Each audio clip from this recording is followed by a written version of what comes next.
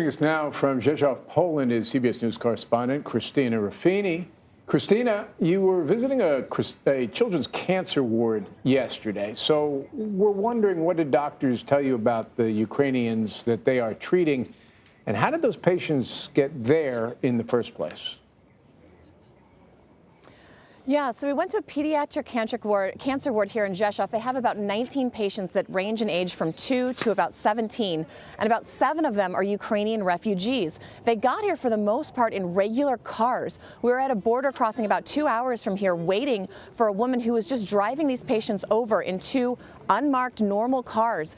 They're absolutely critical. They need to continue their care in order to recover, and people are just getting them out of Ukraine as quickly and as fast and any way they can. And they're bringing them to hospitals all around Poland. There's about 17 different cancer units. What they're doing is they're taking these patients, they're stabilizing them, they're making sure that they have, their next round of chemo, whatever is coming up next in their treatment, and then they're trying to move them on to hospitals all over Europe who are receiving these patients, so they can then open up those slots for more Ukrainian kids who need to come in. The doctor told us, look, it's critical with any cancer patient that they have continuation of care. That helps guarantee a good outcome, but especially children, and that's just not something you can guarantee in a conflict zone. He said he thinks anyone in Ukraine being treated for cancer should try to leave to make sure they have the best chance at a full recovery. Yeah, these pictures are just heartbreaking. Christina, you've been there for a few weeks now.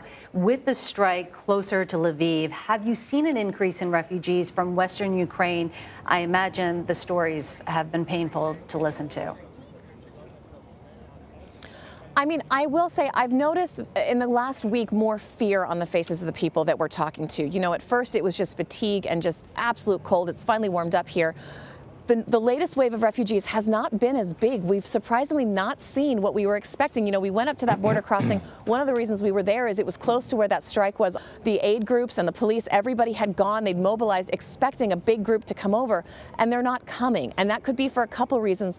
One of the things is there's a bit of a lag. Every time we see something significant happen, it takes 3 or 4 days for people to get out of Ukraine because transportation is so overwhelmed, resources are so slim.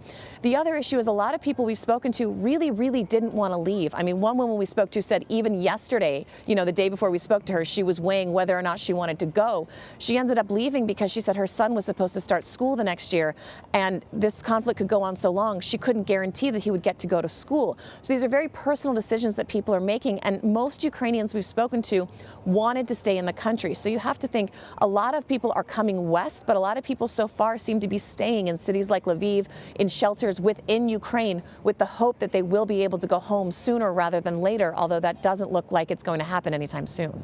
All right, Christina Ruffini for us, thank you.